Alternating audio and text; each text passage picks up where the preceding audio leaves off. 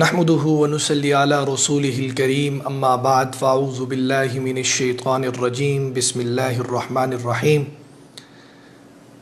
الجار ذي القربى والجار الجنب وصاحب بالجنب قال النبي صلى الله عليه وسلم وأحسن إلى جارك تكن مسلما صدق الله مولانا العظيم۔ سامعین گرامی، دین اسلام میں اللہ رب العزت نے تمام شعبہ زندگی کے حقوق کو بڑی خوبصورتی سے ڈیفائن کیا ہے، جہاں ہر ایک شعبہ زندگی کا بہت اچھے طریقے سے اور بڑی فصاحت و بلاغت کے ساتھ اللہ نے حقوق کی ادائیگی کا حکم دیا ہے، وہاں اللہ رب العزت نے پڑوسیوں کے حقوق کو ادا کرنے کا بھی حکم فرمایا ہے۔ حضور نبی کریم صلی اللہ علیہ وسلم کی حدیث مبارکہ ہے جو میں نے بھی آپ حضرات کے سامنے تلاوت کرنے کی سعادت حاصل کی ہے کہ وہ شخص جو چاہتا ہے کہ وہ مسلمان ہو جائے تو وہ اپنے پڑوسیوں کے ساتھ حسن سلوک کرے۔ گویا مسلمان ہونے کی شرائط میں سے یہ ہے کہ جو شخص اپنے ساتھ والے پڑوسیوں کے ساتھ حسن سلوک سے پیش آتا ہے تو گویا وہ مسلمان ہو جاتا ہے۔ یہاں یہ بات یاد رکھنے کی ہے کہ پڑوسیوں میں چاہے مسلمان ہو، چاہے کسی بھی مذہب، رنگ، نسل، قبیلے سے تعلق رکھنے والا انسان ہو، آپ کا ہمسایہ اگر آپ سے خوش ہے تو گویا اللہ رب العزت آپ سے خوش ہے اور اللہ کا محبوب بھی آپ سے خوش ہے۔ لیکن یہاں تصویر کا ایک دوسرا رخ بھی ہے جو اس حدیث مبارکہ سے سمجھ میں آتا ہے، وہ یہ ہے کہ اگر کوئی انسان اپنے ہمسائے سے محفوظ نہیں ہے اور اس کا خیال نہیں رکھتا تو گویا وہ مسلمان ہی نہیں ہے۔ یہ اس حدیث مبارکہ کی روشنی سے معلوم ہو رہا ہے۔ ایک اور حدیث مبارکہ کے اندر ہمسائے کے حقوق کو بیان کرتے ہوئے حضور علیہ الصلوۃ والسلام نے ارشاد فرمایا کہ جبرائیل امی میرے پاس تشریف لائے اور مجھے اللہ کا حکم پڑوسیوں کے حقوق کے حوالے سے بتانا شروع ہوئے، اور اس قدر حقوق بیان کیے، اس قدر تاکید فرمائی حقوق کے ادا کرنے میں، اس قدر تاکید فرمائی کہ مجھے یوں محسوس ہونے لگا کہ یہ نہ ہو کہ اب اللہ رب العزت ان قریب وراثت کے اندر بھی پڑوسی کو شامل فرما دیں۔ اس قدر تاکید حضرت جبرائیل امی نے پڑوسی کے حقوق کے حوالے سے حضور علیہ الصلوۃ والسلام کو ارشاد فرمائی۔ سامعین گرامی، اب پڑوسی کون ہے؟ قرآن مجید نے اس کی بھی وضاحت فرمائی ہے۔ پہلی نشانی فرمائی، قرآن مجید نے فرمایا الجار ذی القربہ۔ پہلی قسم کون سی پڑوسی کی ہے؟ وہ پڑوسی جو آپ کی دیوار بدیوار آپ کے ساتھ ملا ہوا ہے۔ گویا میرے گھر کی دیوار جس گھر کے ساتھ ملی ہے وہ میرا پڑوسی ہے، پہلی قسم۔ دوسری قسم والجار الجنب، قرآن مجید نے ارشاد فرمایا کہ اگرچہ تمہاری دیوار کے ساتھ تو اس کی دیوار نہیں ملی ہوئی، لیکن وہ چند دیواریں چھوڑ کر بھی تمہارے ساتھ اگر شامل ہے اور تمہارے محلے میں رہتا ہے، تمہاری گلی میں رہتا ہے، تمہارے علاقے میں رہتا ہے تو وہ بھی تمہارا ہمسایہ شمار ہوگا۔ تیسری قسم فرمائی الجار ذی القربہ والجار الجنب وصاحب بالجنب۔ تیسری قسم کیا ارشاد فرمائی؟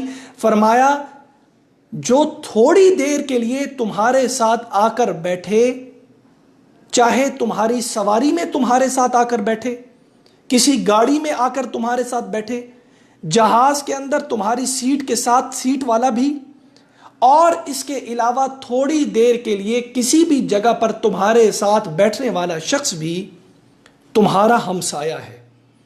اور اسلام اس کے بارے میں ارشاد فرماتا ہے کہ تمہیں اس کے ساتھ حسن سلوک سے پیش آنا ہے، اچھی گفتگو، اچھا برتاؤ، اچھا تعلق اور اچھے انداز کے ساتھ اس کے ساتھ حسن سلوک کرنا ہے۔ سامعین گرامی، اسلام نے تمام شعبہ زندگی کو اور ان کے حقوق کو بہت خوبصورتی سے بیان کیا۔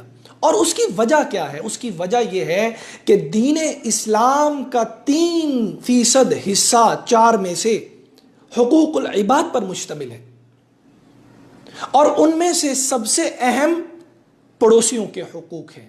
یاد رکھیے سامعین گرامی، جو شخص اپنے پڑوسی کے حقوق کو ادا نہیں کرتا اور اس کے لیے شر کا سبب بن رہا ہے، میرے نبی نے فرمایا جو شخص اپنے پڑوسی کو اس کے اپنے شر سے محفوظ نہیں رکھتا وہ مومن نہیں ہو سکتا۔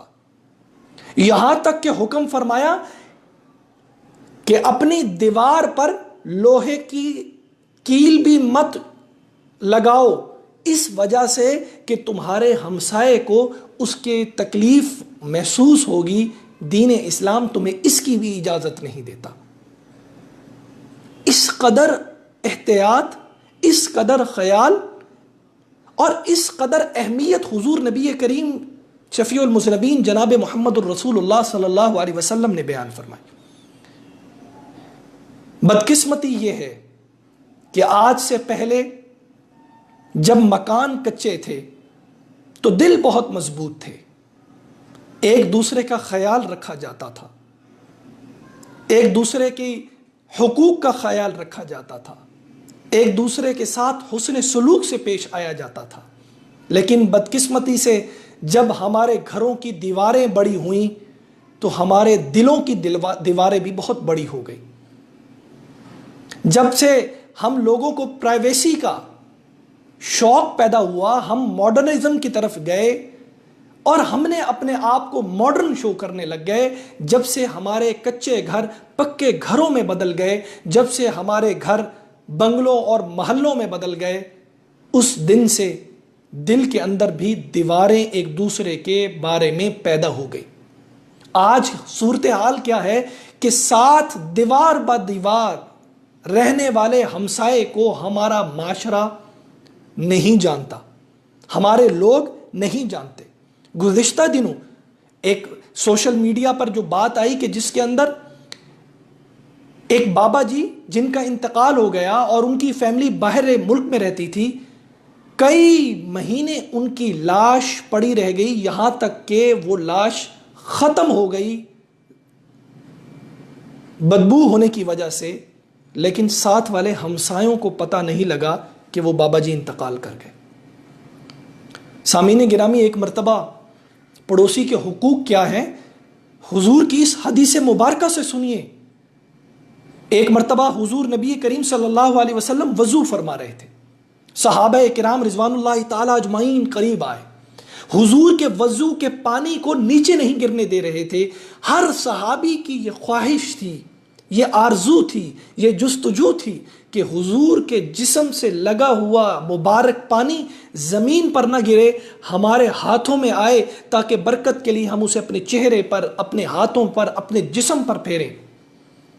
حضور نبی کریم صلی اللہ علیہ وسلم نے صحابہ سے پوچھا کہ تم یہ کیا کر رہے ہو؟ عرض کرنے لگے یا رسول اللہ، برکت کے لیے ہم اسے اپنے جسم پر استعمال کر رہے ہیں۔ حضور نبی کریم صلی اللہ علیہ وسلم نے فرمایا کیوں؟ یہ تم کیوں کر رہے ہو؟ عرض کرنے لگے صحابہ کرام یا رسول اللہ، آپ کی محبت میں کرنا چاہ رہے ہیں، میرے نبی کی شان پر قربان جاؤں۔ میرے نبی نے فرمایا جو شخص یہ چاہتا ہے کہ اللہ اور اس کے رسول کی محبت کو حاصل کر لے، اور وہ یہ چاہتا ہے کہ وہ اللہ اور اس کے رسول سے محبت کرے اور ان سے اللہ اور ان کا رسول محبت کرے، تو وہ اپنے پڑوسیوں کے ساتھ حسن سلوک سے پیش آئے، اپنے پڑوسیوں کے ساتھ اچھا برتاؤ کرے۔ میرے نبی نے تو یہ بھی فرمایا تھا کہ اگر تم اپنے گھر میں شوربہ بنانے لگو تو تھوڑا سا پانی زیادہ استعمال کر لو اور ایک پلیٹ اپنے پڑوسی بھائی کو بھی پیش کرو۔ کس قدر تاکید، کس قدر خوبصورت انداز کے اندر پڑوسی کے حقوق کو میرے نبی نے بیان فرمایا، اور آج اس نبی کا امتی اپنے پڑوسی کے ساتھ حسن سلوک میں کس قدر ہے، آج میں اور آپ اپنے گریبان میں جھانک کر دیکھ لیجیے۔ آج ہمارے شر سے ہمارا پڑوسی محفوظ نہیں ہے، جس کے بارے میں میرے نبی نے فرمایا اگر کسی کا پڑوسی اس کے شر سے محفوظ نہیں تو وہ سمجھ لے کہ وہ مومن نہیں ہے۔ ہم جس قدر کوشش کرتے ہیں کہ اپنے پڑوسی کو تکلیف میں رکھیں، آزمائش میں رکھیں، مصیبت میں رکھیں، آج ہم اپنے پڑوسی سے یہ پوچھنے تک کو تیار نہیں، بھائی تمہیں کسی چیز کی ضرورت تو نہیں ہے؟ میرے نبی نے فرمایا اگر کسی کا پڑوسی بھوکا سو گیا اور وہ پیٹ بھر کر سو گیا تو وہ مسلمان نہیں ہے، وہ مومن نہیں ہے۔ میرے نبی نے تو اس قدر احتیاط فرمائی، اس قدر احتیاط فرمائی اور اس قدر تاکید فرمائی کہ کسی دین کے اندر اس قدر حقوق بیان نہیں کیے گئے۔ اس لیے سامعین گرامی، اپنے پڑوسیوں کا خیال کیجئے، حسن سلوک سے پیش آئیے، محبت کے ساتھ پیش آئیے، ان کی تکلیف کو اپنی تکلیف سمجھیے، ان کی خوشی کو اپنی خوشی سمجھیے۔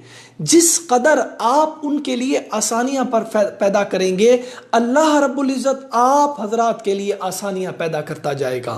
جس قدر آپ ان کے ساتھ حسن سلوک سے پیش آئیں گے، اس قدر آپ اللہ اور اس کے رسول کے قریب تر ہوتے چلے جائیں گے۔ لیکن اگر ان کے لیے آپ شر کا سبب بنے، ان کے لیے تکلیفوں کا سبب بنے، تو یاد رکھیے آپ اللہ اور اس کے رسول سے دور ہوتے جائیں گے، اور کل قیامت کے دن میرے نبی کے ہاتھ سے حوض کوثر نصیب نہیں ہوگا۔ اگر لوگوں کے لیے آسانیاں پیدا کرو گے، اگر لوگوں کے لیے آسانیاں پیدا کرو گے، اللہ کے حقوق ادا کرنے میں، نماز، روزہ، حج، زکوٰۃ ادا کرنے میں کچھ کمزوری، کوتاہی رہ بھی گئی، میرا اللہ معاف فرما دے گا۔ لیکن اگر حقوق العباد کے اندر کمزوری رہ گئی، میرا رب معاف نہیں فرمائے گا۔ اللہ رب العزت سے دعا ہے اللہ ہم سب کو دین سمجھنے کی، اس پر عمل کرنے کی توفیق عطا فرمائے، اور ایک دوسرے کے لیے آسانیاں پیدا کرنے والا بنا دے، اور ایک دوسرے کے حقوق کو ادا کرنے والا بنا دے۔ بہت بہت شکریہ، وآخر دعوانا ان الحمدللہ رب العالمین۔